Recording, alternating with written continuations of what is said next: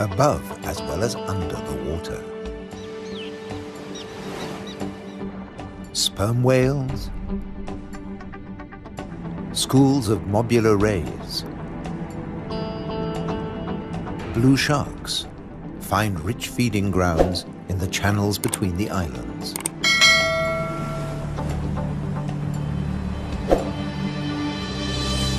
Nutrient-rich reefs draw in life. Blue whales seek out tons of krill in ocean depths.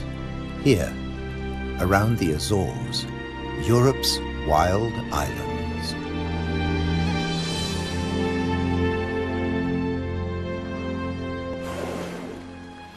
A family of false killer whales cruise the ocean on the lookout for prey. A blue shark patrols alone. Shoalfish confuse single predators. But when they meet false killer whales, the water boils. An individual false killer whale dives down with its prey.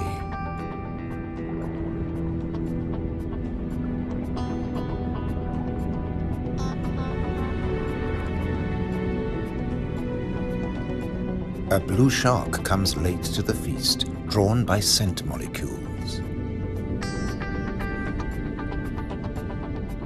But this morsel presents a problem.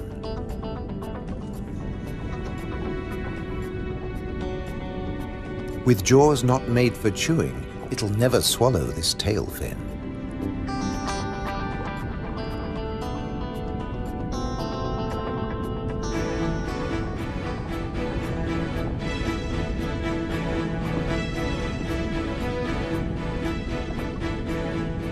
Most fish force water through their gills to breathe.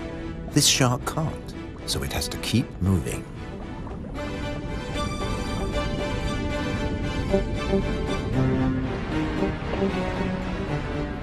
Near the surface, another blue shark is demolishing a tuna. This job its teeth can do: shake and take.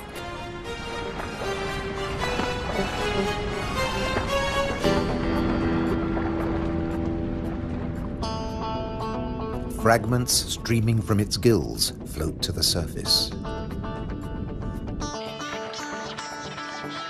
A little extra for the seabirds.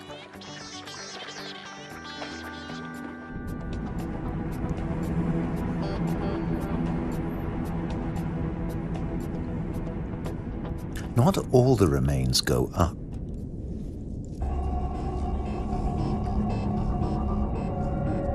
Spread by the current, the scent draws a moray eel from its cave.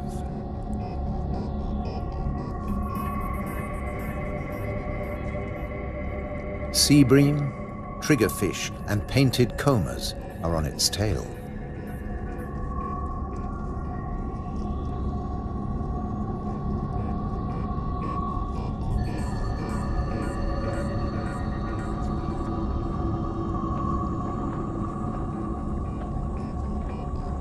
The ocean around the Azores is not short of flesh.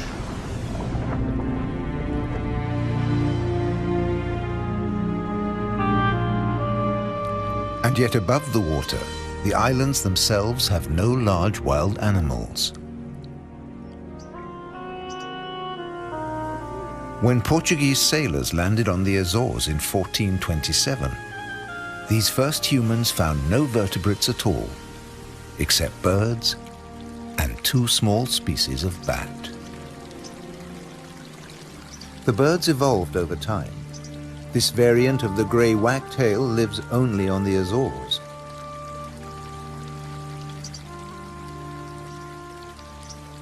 With head feathers a different color from its European relatives. Whole islands have changed too.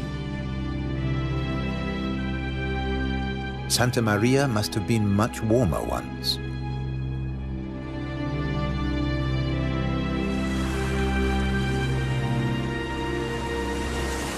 Many of these ocean fossils belong to extinct species that once lived in warmer waters.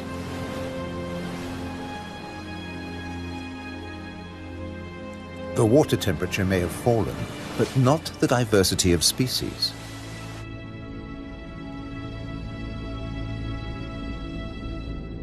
After nearly 6 centuries of human habitation, the seas around these volcanic islands are still largely unexplored.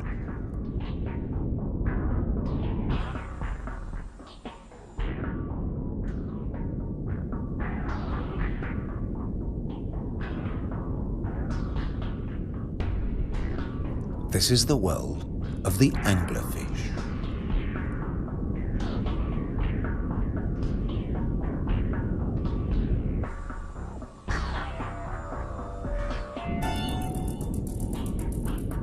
A 1,000 meters down, this pink frogmouth ignores the pressure of 100 kilos per square centimeter. Other deep dwellers are less easy to name.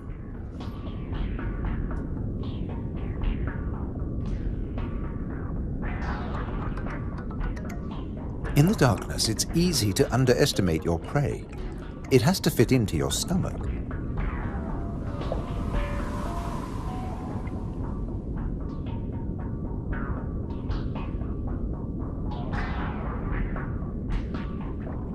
The six-gill is one of the largest deep-sea sharks, but at night it swims to the shallows to feed. The spider crab lives in darkness. It has never seen this kind of light. Nor has its coral community. Beyond the scorpionfish and past the deep-sea sponges, there's an unknown world.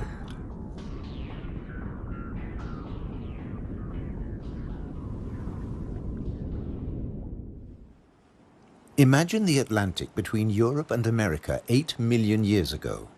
Pressure along the mid-Atlantic ridge forces the continental plates apart. Volcanoes pierce the surface on both the Eurasian and the American side. The Azores.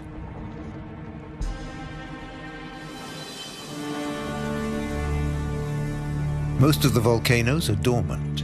Water, not lava, fills their craters.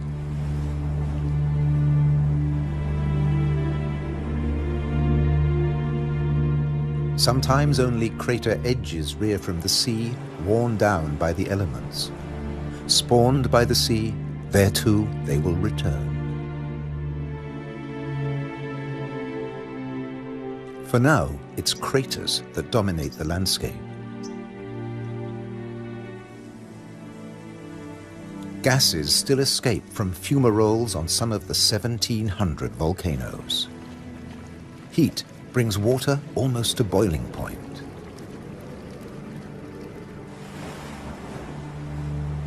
A massive eruption hit Fayal Island 60 years ago.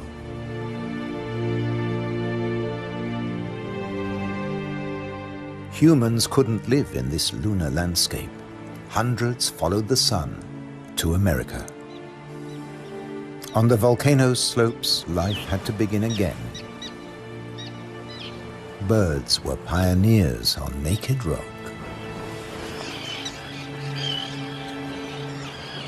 Wind and birds still bring seeds from over the sea.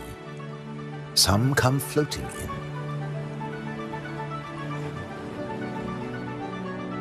Humans brought the Hottentot fig, and plants create the first soil on bare rock.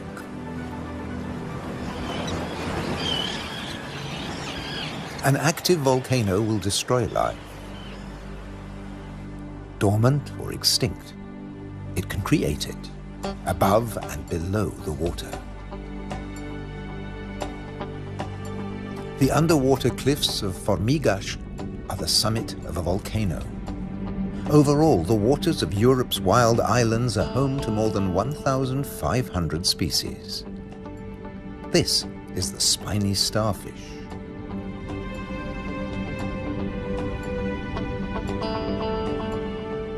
There are 530 fish species, like the damselfish, swarming along reef ledges.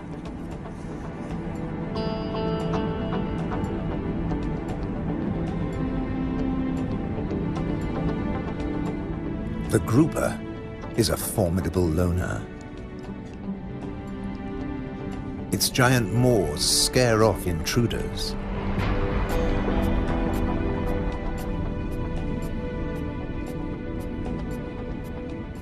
The barred hogfish is a lot prettier than its name.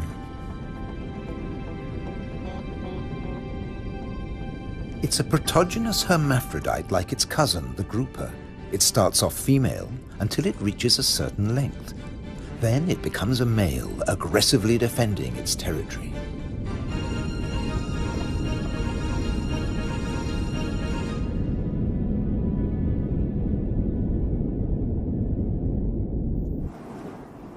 The archipelago's weather changes too, up to 4 seasons in a single day.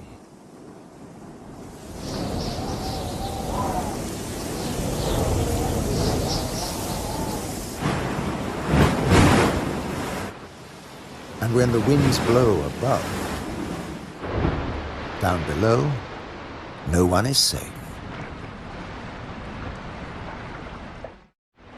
The storm surge tears into the sea floor. But turbulence won't deter European eels from their prey. They're adaptable, living equally happily in salt and in fresh water. This is just swell. Heavy surf stirs up food. For some, that means come out and eat. For others, take cover. The powerful grouper hides in his rock grotto.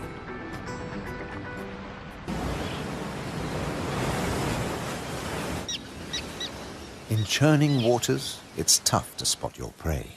But the common terns have no choice. The first chicks have hatched, and they're waiting to be fed.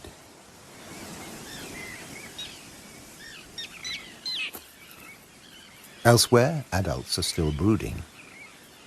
The nest, a few pieces of dried grass, hardly visible. The parents sit in turn for 3 weeks. Their beak, both dagger and tweezers, is perfect for catching small fish.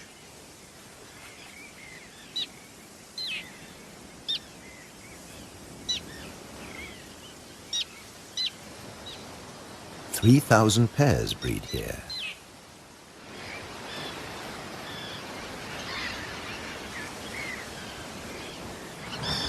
Typically, each couple lays 3 eggs.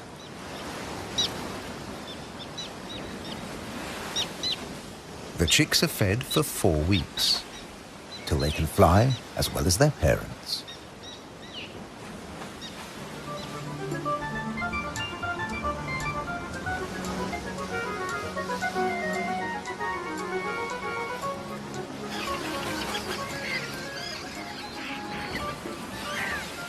Then they're ready for takeoff on the long journey to South Africa.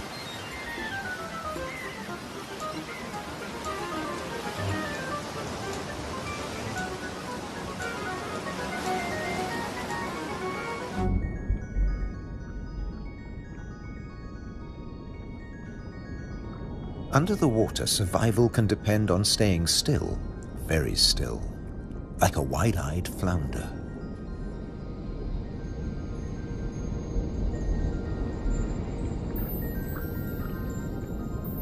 With his general-purpose military markings, the Guinean pufferfish doesn't mind being seen. The Atlantic lizardfish doesn't bother with disguises at all. It simply shimmies into the sand.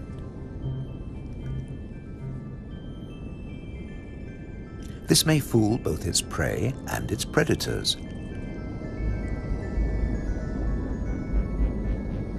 But it won't fool the pufferfish patrol.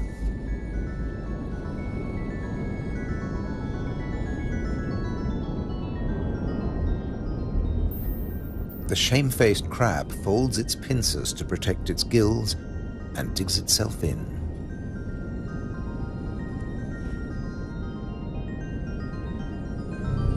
Leaving no opening for the plump flatfish.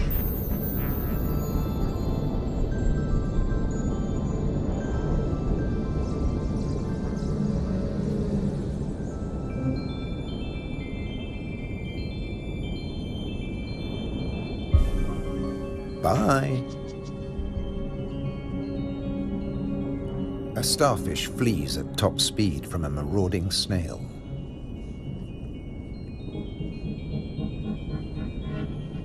The Triton snail feeds mainly on echinoderms like the purple sea star.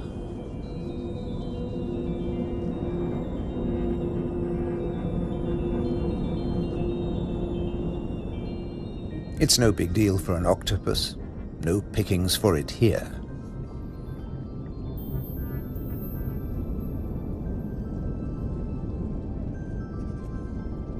Sacrificing an arm, the starfish gets away.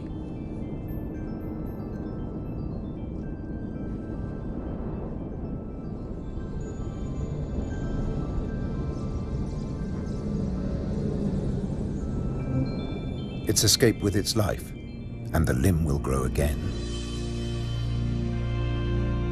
These wild islands in the Atlantic are a freshwater reservoir. Vast amounts of seawater vaporize in the warm ocean air, and freed of salt, they unload onto the Atlantic islands.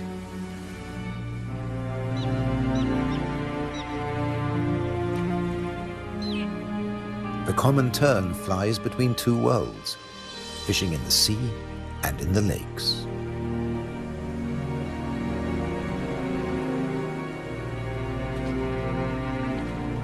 Humans brought the freshwater fish to these islands.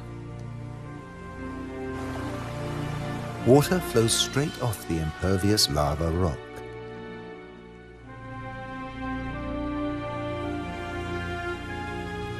But peat moss sucks up huge quantities of water like a sponge, taking it in through every surface. Deprived of oxygen, the dead parts of the moss never rot. The extremities keep on growing, and the moss colonizes more and more of the bare rock.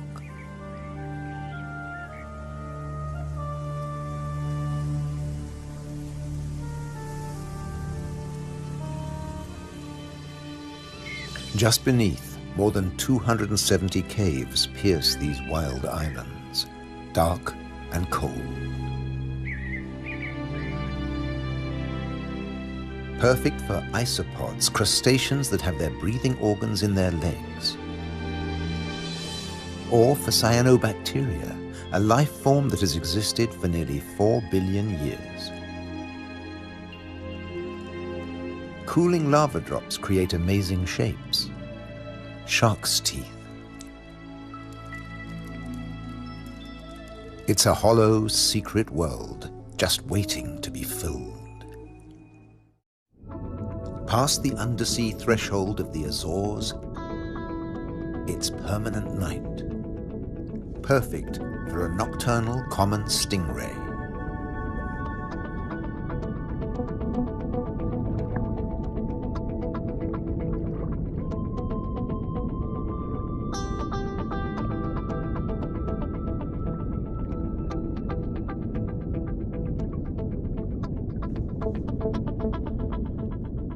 It's not alone here. Sliding over the cavern walls, unicorn shrimp. In the camera light, comas and scorpionfish snatch at their prey.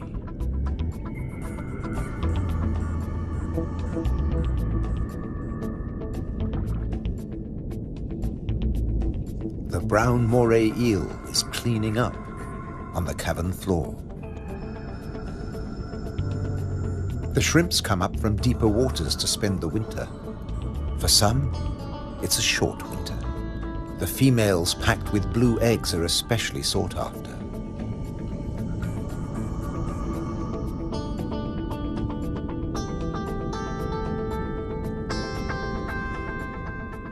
The shrimps also live off crustaceans, their own species. What's left of the moray eel's dinner?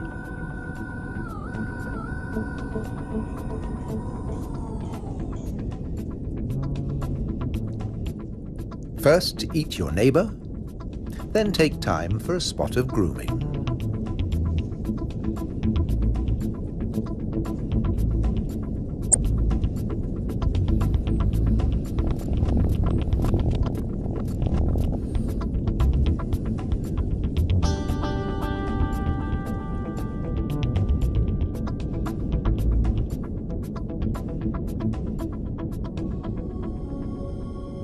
Nearby, on the rocks, an octopus with a human face reaches out.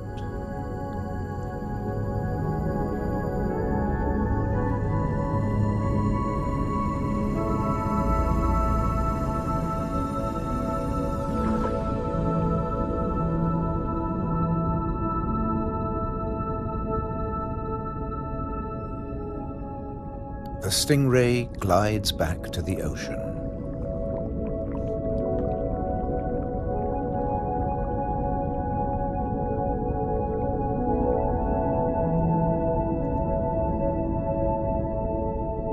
Passing the hundreds of bristleworms growing in front of the cavern.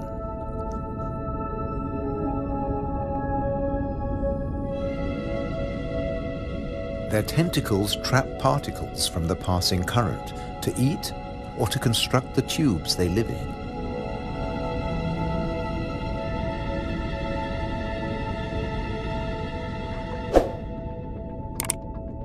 Deeper down is a mysterious place, a rare sight in the Azores, a garden of soft corals.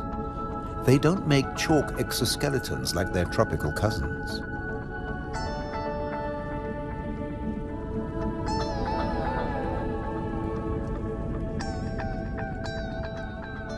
The currents carry plankton down to their home on sunken seamounts.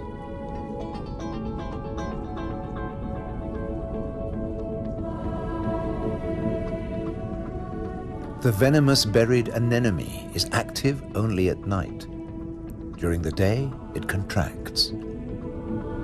Once, scientists couldn't agree whether corals were plants or animals, so they called them anthozoa, flower animals.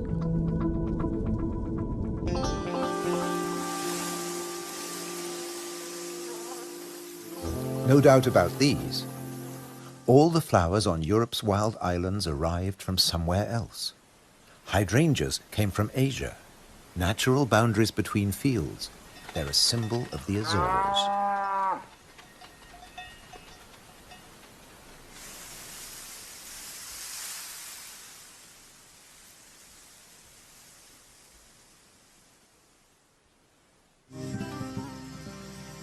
Hundreds of stone walls create hundreds of microclimates for the vines the settlers brought in the 15th century.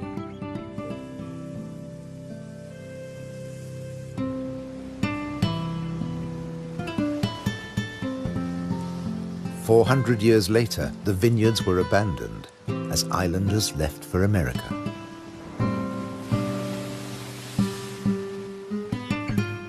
The stone walls became a playground for Madeira lizards. They were brought here by seafarers too. Azores wines are now fashionable again. Nearly 1,000 hectares, more than 2,000 acres of ancient vineyards on the island of Pico have been declared a World Heritage Site by UNESCO. The ruts of ox carts, once the island's only transport. They dragged firewood and building materials for houses and stone walls. And they carried the new wines down to the coast to ship to Europe. But at a cost. Beneath these waters is the strangest, most dangerous place on the Azores. They call it the Anchor Graveyard. Scores of great iron anchors lying on the seabed.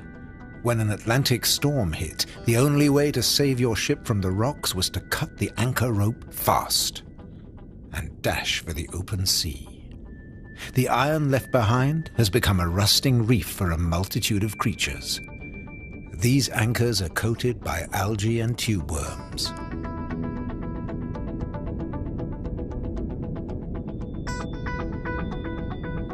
A shark's outline protects hiding fish. The grim-looking sea robin feels its way. The 3 front spines of its pectoral fins have their own receptor cells for finding food. The Mediterranean moray's mouth is mournful, but it's miming the call of the sea robin's swim bladders. A common octopus discreetly searches for food. It will fit in anywhere.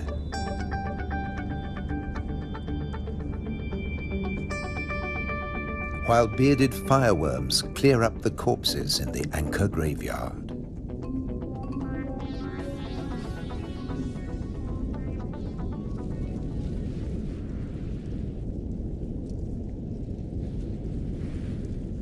They are the mobile relatives of the immobile tube worms.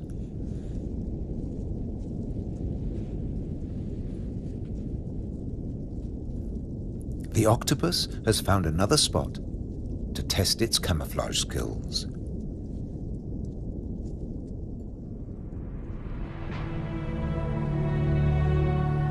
Above water, too, human presence is everywhere, even in the craters.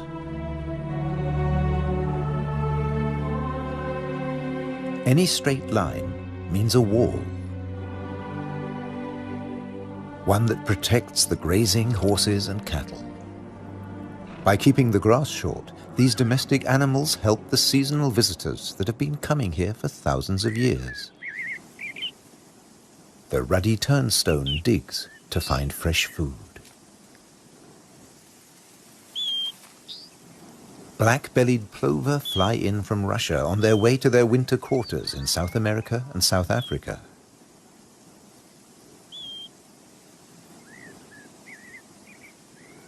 The ruddy turnstone drops in from the Arctic. The northern wheatear arrived from Canada via Greenland. The American pipit drifted in from North America. The blackbird? Well, it's here all year round. It's an endemic variety. The male is darker and glossier than its mainland cousin. Birds have to transport their own weight. A little body can be a big advantage on a long journey. But weight doesn't matter to other migrants. They're supported by water.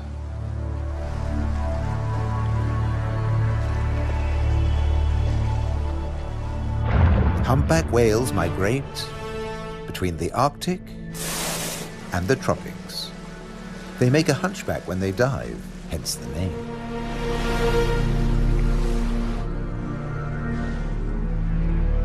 A pod of fin whales, the blue whale's closest relatives. The two species can interbreed. They swim back and forth between Arctic and subtropical waters.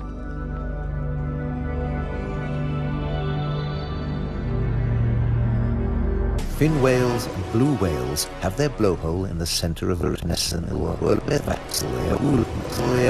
their skulls. Sperm whales have theirs on the left.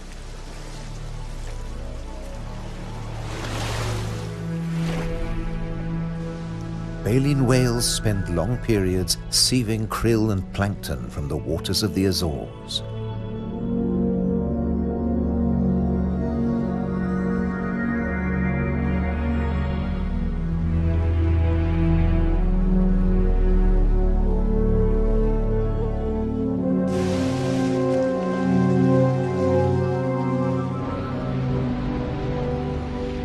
They leave their excreta behind them.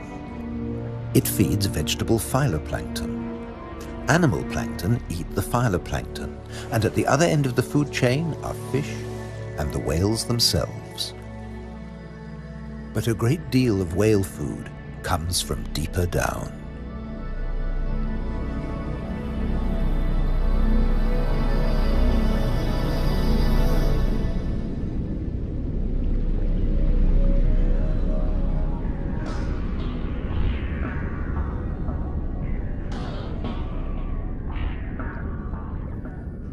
Meanwhile, not all the creatures of the eternal darkness are permanently banished to the depths. Every night, countless organisms leave the realm of the bizarre anglerfish and rise into shallower waters. Colossal amounts of krill join them on the upward journey. A nightly vertical migration. Salps and bioluminescent comb jellies illuminate the greatest movement of biomass on Earth. All here to harvest the vegetable plankton, or get eaten themselves.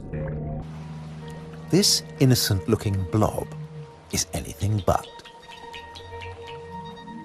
A Portuguese man-o'-war is a colonial organism, a conglomeration of polyps serving different functions. One polyp is the sail.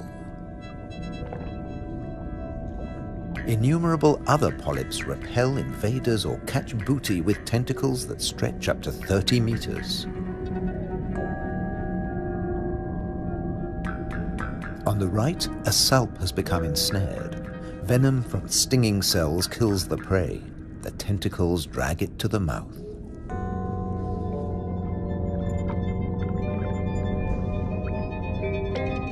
Salps are tunicates or sea squirts, more closely related to us than to jellyfish. Delicate bands of muscle rhythmically contract, pumping water through the salp's body, filtering its food.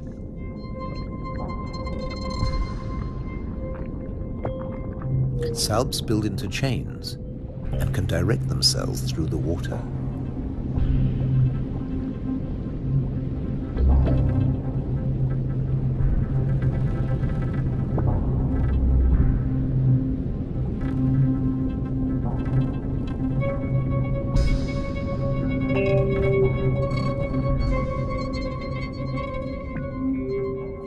A chain can be up to a meter or longer.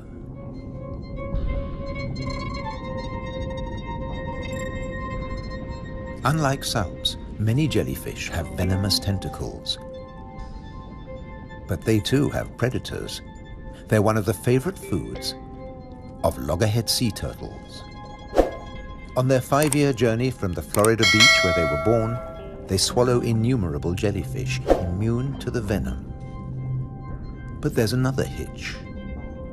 Comb jellies have no sting cells, but in the water they look a lot like drifting plastic.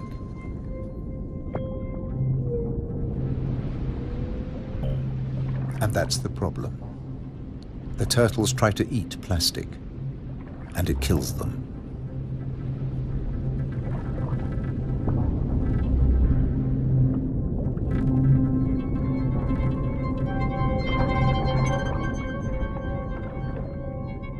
This is a great jellyfish hunter.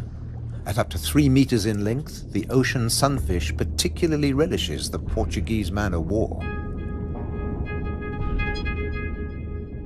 But that too catches other jellyfish.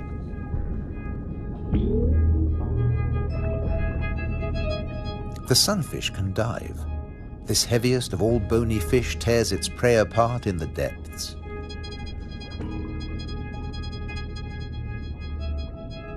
The man-o'-war must stay on the surface, but it's a most effective hunter.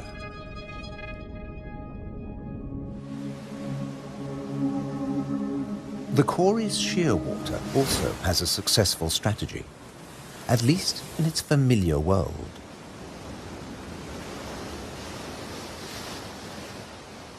It deposits its eggs in niches high on the rocky cliffs. No surf, no high tide can reach its young. But now they face a new danger. Stray cats.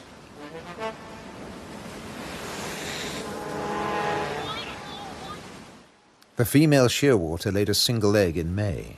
Pity there's only one. Looks like a bad strategy now. They can't adapt to an unwanted gift brought by humans.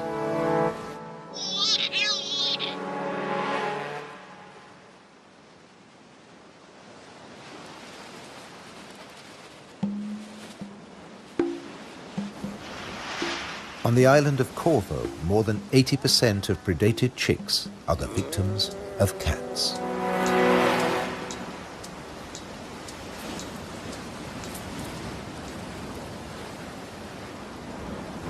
There's nothing the adult birds can do. They spend the whole day out over the sea.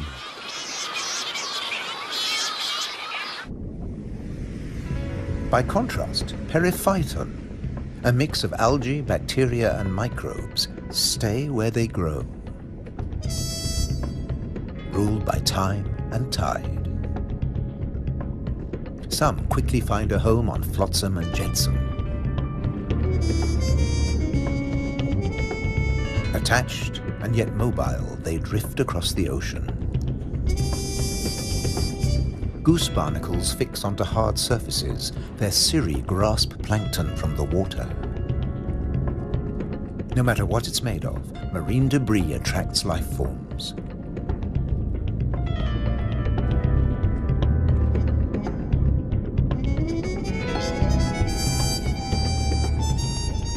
One of the ocean's fastest swimmers likes to stay close to flotsam, the mahi-mahi.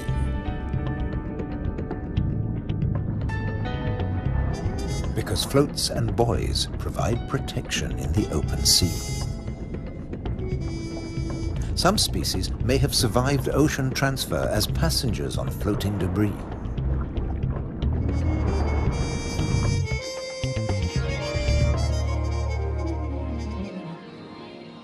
When shearwater breed, dusk brings a deafening chorus. Parent birds calling to their young as they return from the sea.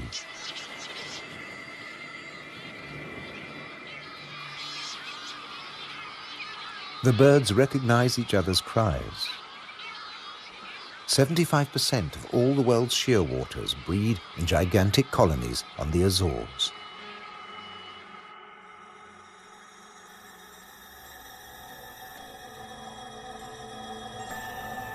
The name Madeira lizard says it all. This creature originated on a distant island. The Madeira wall lizard is very common on the Azores. It's one of the few reptiles found on these islands, and it's very fond of nectar. Invertebrates and vegetable matter complete its diet.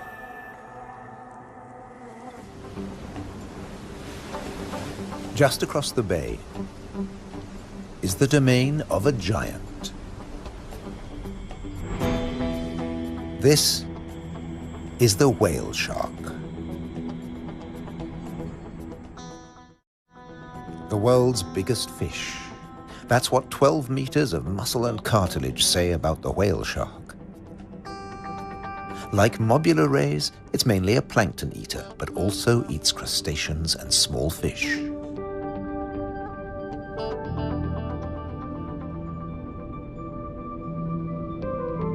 The rays' rolled fins on their foreheads direct the plankton into their mouths.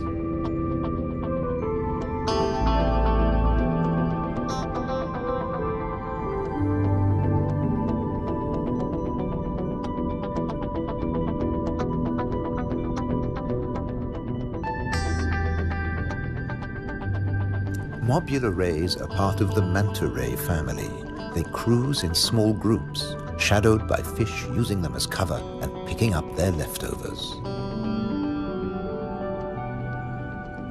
Flying in slow motion, the rays dance through the ocean, round the volcanoes.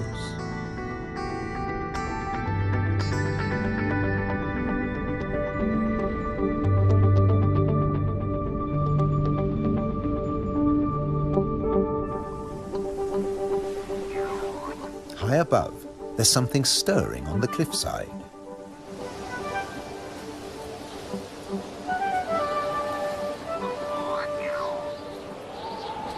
A Cory's shearwater leaves the nest niche for the first time. He doesn't know a thing about flying, but his parents have stopped feeding him.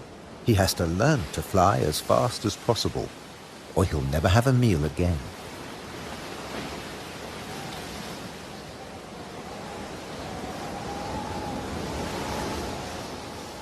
He needs a takeoff point with a fair wind.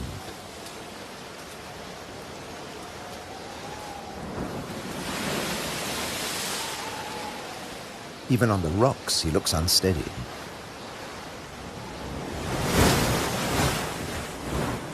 A fellow shearwater learns the difference between flying and falling.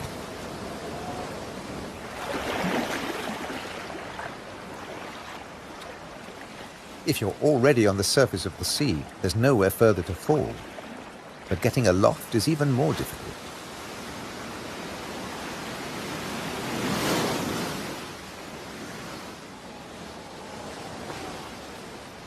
Wings over water.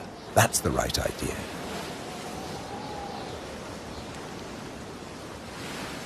Taking off from the sea in a side wind?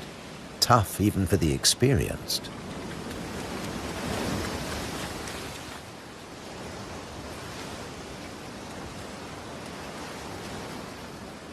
It's now or never. Pluck up your courage. Embrace the wind and off to South America.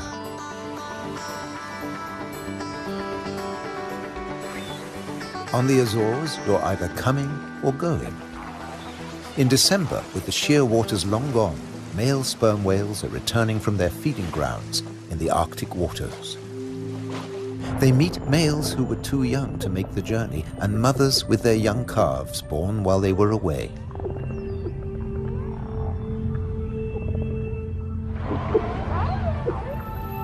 While the mother dives for food, her calf stays on the surface. It'll be 2 years before he dives with the group.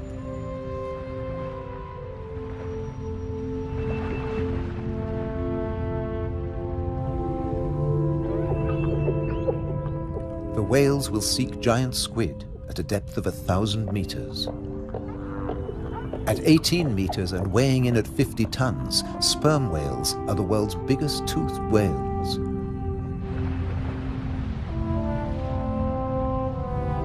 The calf will remain alone for up to an hour, defenseless against a possible attack by killer whales.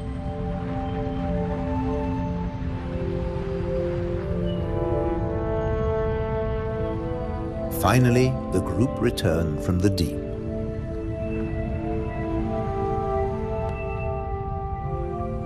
The calf is once more under the protection of its mother. She will feed it for 2 years. During this time, she won't fall pregnant. Now the whales can take their ease, preferably hanging vertically in the water.